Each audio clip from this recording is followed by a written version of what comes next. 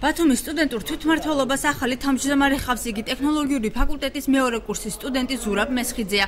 თვითმმართველობის ახალი თავმჯდომარე პირველ რიგში სტუდენტების ინფორმირებულობისა და აქტიურობის გაზრდის მიზნით მათთან ინტენსიურ შეხვედრებს გეგმავს. ესეთი პრეცედენტი არ ყოფილა საქართველოს უნივერსიტეტის თვითმმართველობებს შორის, რომ 4 საინიციატივო ჯგუფი იყო დაკომპლექტებული და ისინი აქტიურად ეწეოდნენ წინასაარჩევნო კამპანიას.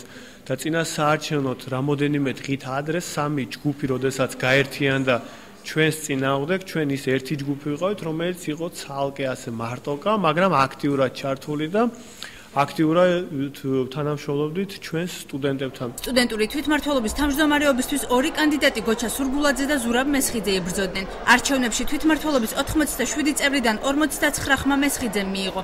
დამარცხებული კანდიდატი ამბობს, რომ არჩევნები ცესკომ მიკერძოებულად ჩაატარა, თუმცა ფიქრობს, რომ ღირსეულად იბრძოდნენ. პირველ რიგში იმის თქმა შემიძლია მხოლოდ რომ ჩვენმა გუნდმა ღირსეულად დამარცხდა, მაგრამ ოპონენტი გუნდმა არაღირსეულად გაიმარჯვა, რადგან CSKO იყო მიკერძოებული და აპოლიტიკის ხარდაჭერად ითვლებოდა, ნებისმიერი განაცხადება რაც მათ მიიღეს, შედახმებები ხდებოდა აპოლიტიკის ლიდერთან ბრჭყალებში ზურაბ მესხიძესთან. CSKO-ს თავმჯდომარე სტუდენტური თვითმმართველობის არჩევნებში უკვე დამარცხებული კანდიდატის ბრალდებას უარყოფს. არანაირი მექანიზმი არ არსებობდა მიკერძოებულობის ადამიანს, რომ თუნდაც მიკერძოებული იყოს, როგორ შეიძლება და ეს მოეხერხებია CSKO-ს არანაირად, იმიტომ რომ არჩევნები ჩატარდა გამჭვირვალედ, ყველა გუნდის დამკვირვებელი იყო და ჩვენ ვერანაირად ვერ მოვახერხებდით, რომ ცდომოდა ნებისმიერს მიკერძოებას. გამოკითხული სტუდენტების უმრავლესობა იმედოვნებს, რომ სტუდენტური თვითმმართველობა წინამორბედისგან განსხვავებით აპოლიტიკური და დამოუკიდებელი იქნება. მათთვის მთავარია აქტიურ სტუდენტურ ცხოვრებაში ჩაერთონ და ახალგაზრდების ინტერესები იყოს დაცული.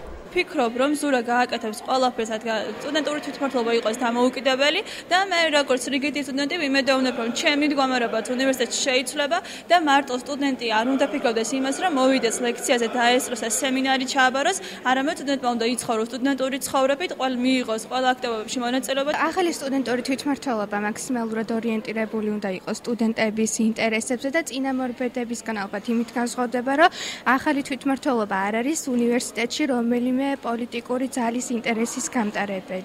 ახალი თვითმმართველობა CSKO-სთან ერთად არჩევნების დებულებაში ცვლილებების შეტანას გეგმავს.